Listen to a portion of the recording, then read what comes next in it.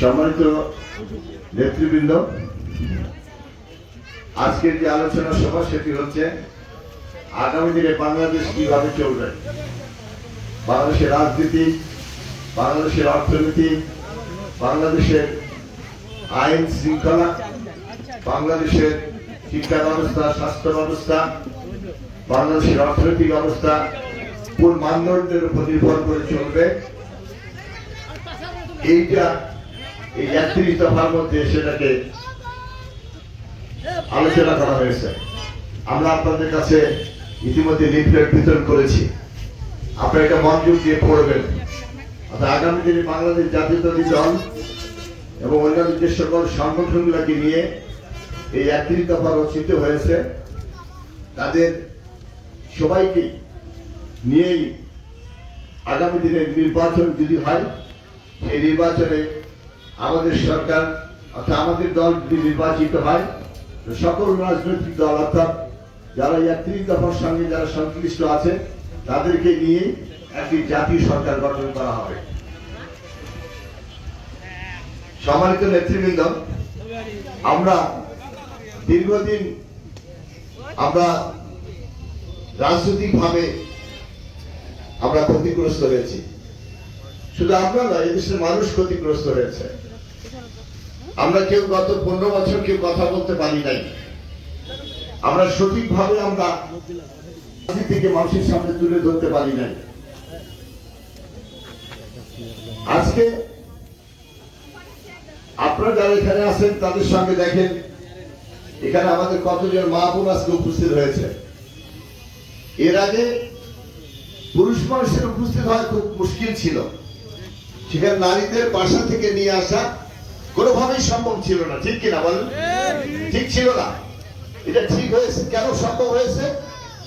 সম্ভব হয়েছে গত 2024 সালের 5ই আগস্ট ছাত্র জনতার অভ্যুত্থানের মধ্য দিয়ে আমরা যে বাংলাদেশ অর্জন করেছি, সেই বাংলাদেশে আজকে আমরা সকল দল মত নির্বিশেষে, সকল ধর্ম বর্ণ নির্বিশেষে, সকল পর্যায়ে নারী পুরুষ আমরা সমানভাবে স্বাধীনভাবে চলাচল করতে পারতেছি।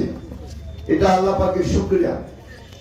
আজকে দেখেন আমাদের সমাবেশে আমার মা বোনদের মধ্যে আমার সনাতন ধর্মের মানুষও আছে অনেক। আজকে কেন ওনারা এসেছেন, কি জন্য এসেছেন? কারণ ওনারা বুঝতে পারতেছেন যে আজকে আমরা সবাই এদেশের মানুষ, আমরা সবাই বাংলাদেশি। আমাদের মধ্যে কোনো বিভ্রান্তি নেই, আমাদের মধ্যে কোনো বৈষম্য নেই।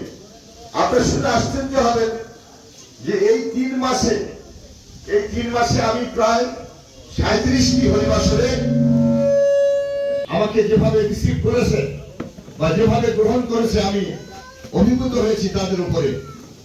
এতদিন আমাদেরকে বিভিন্নভাবে বিভিন্ন ভয় আতঙ্কের মধ্য দিয়ে তাদের সঙ্গে মেলামেশার সুযোগ আমরা পাই নাই। অনেকদিন পরে যে সুযোগ পেয়েছি, এই সুযোগ আমরা কাজে লাগিয়েছি। তাদের পক্ষ থেকে যথেষ্ট সহযোগিতা এবং তাদের পক্ষ থেকে যথেষ্ট সমর্থন পাওয়ার আশ্বাস ওনারা আমাদেরকে দিয়েছেন। ওনারা বলেছেন যে আগামী নির্বাচন যদি হয়, আপনার প্রতি আমাদের একটা ঋণ আছে।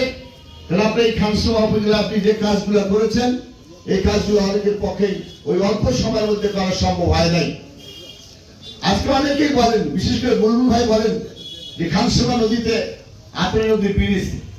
আপনারা যদি মনে করেন যে আত্রাই নদীর যে ব্রিজটা, আমি মনে করি সেই সময় আমাদের বরাদ্দ ছিল একজন এমপি 5 বছরে 10 কোটি টাকা।